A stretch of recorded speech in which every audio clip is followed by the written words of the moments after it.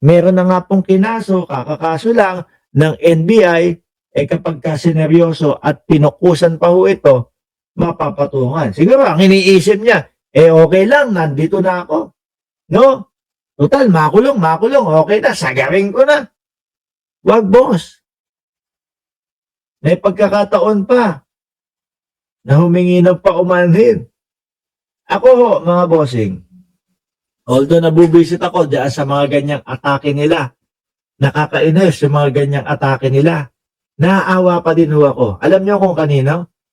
Doon sa mga maiiwan. Hindi ho maiiwan kasi yayao yung maiiwan sa labas. Alam ko kasi yung lungkot no ng anak at ng tatay na magkahiwalay o magkawalay sila. Dahil yung isa, yung tatay nando sa oblo, yung anak nasa labas. Malungkot po. Kaya lang, kapag kahuyan, sineryoso at pinatulan ho, mga kababayan, iyak yan. Pagdating sa dulo, sino po ang kawawa? Kawawa yung anak. Kawawa yung mga Siguro ako ho, mga bossing, no?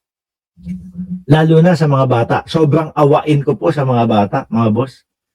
Kung sakali siguro kung sa akin mangyari ito, tapos ako yung ginawan ng ganito, ako yung sinisiraan, sasabihin ko sa inyo, papatawarin ko pa din mga kababayan. No? Kasi ayaw kong maramdaman ng isang anak yung mangungulila doon sa kanyang ama.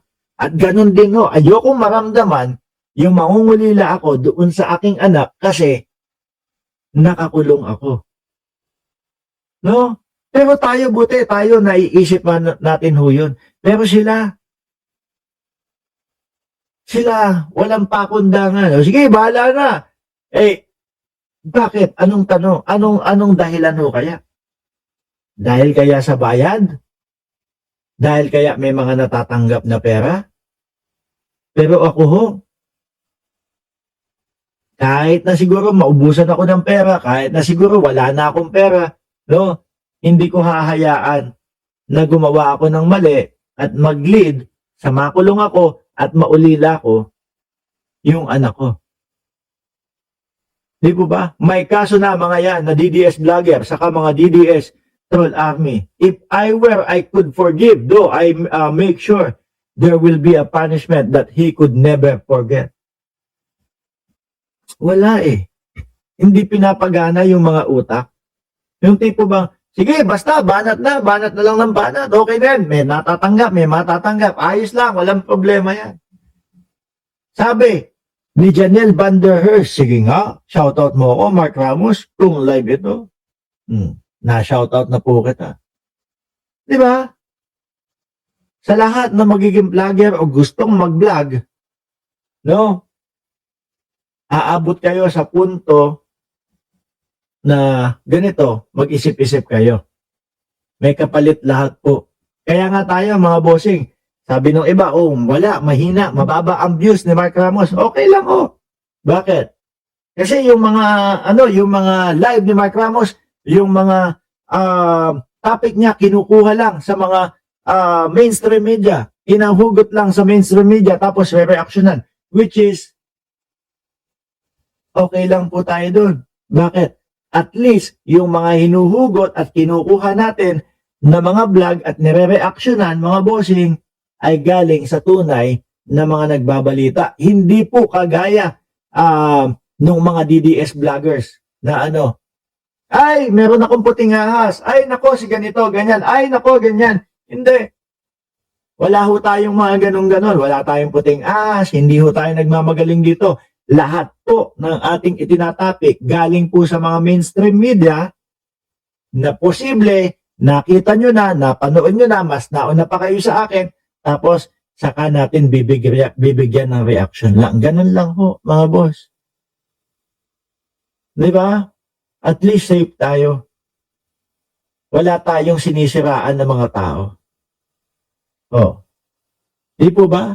Ngayon, kagaya nito, isama na natin ito. Nagagalit si Marcoleta, mga bossing. Bakit daw? Nagagalit. Nagtatanong si Marcoleta, bakit daw ayaw imbitahan ni Senator Ting Lacson yung 18 marites?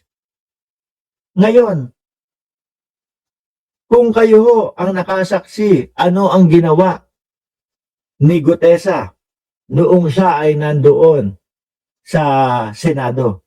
Tingin niyo po ba iimbitahin niyo pa itong 18 marites? At sa mga nakikita po natin na mga interview doon sa 18 marites, mga kababayan, tingin niyo po ba malayong gagawin nila yung ginawa din ni Gutesa? Parehas na parehas lang ho, mga kababayan. Kaya nga ang sabi ni Senator Lacson, sinayang nyo na yung oras namin dati, tapos gusto nyo, imbitahin namin kayo. Imbitahin na naman namin. Yan. Ano? Tapos ang gagawin ninyo, kapag magsasalita kayo dyan, pag nagsalita kayo, kailangan lahat ng yon paniwalaan agad namin. Gagalit kayo kapag kayong kino-cross-examine yung mga dinadala yung mga witness ninyo. Di ba sabi ni Ma'am Len de los Santos, pag-aaksaya lang ng panahon yan. Correct. Di ba? At ito pa ang nakikita ko dyan. Yung 18, uupo yan. Uupo sa Senado. No? Pagkatapos, ang magsasalita lang na magsasalita, si Baligod. Which is yun yung nakikita natin sa lahat ng interview. Biruin mo kung ikaw, napapanood sila. Di ba, Eddie Francis Rapsing? Napapanood sila doon sa kanilang mga press con at sa mga interview. From maleta, naging paper bag. Pagkatapos ng paper bag, naging expandable folder, naging folder, naging envelope. Doon pa lang mababasa mo na ho, mga kababayan kung totoo yung mga sasabihin Isa pa lang ho yun. Isunod mo na yung kay De Lima. Isinali nila si De Lima doon sa listahan. Ang sabi daw ho, mga kababayan, dahil narinig niya kasama si De Lima doon sa ICC briefing. Nagdesisyon yung lawyer, isama na lang. Ang tanong, bakit mo bibigyan ng pera yung isang taong wala namang kapangyarihan, walang posisyon, bakit mo papadalhan ng pera para sa proteksyon? Wala namang magagawa sa iyan. Sabay bawi. Sabay ang sabi is na oversight lang daw po si De Lima. Pangalawa na ho yun, mga boss. Pangatlo, yung mga Marines nila pag tinatanong, hindi alam kung ano isasagot.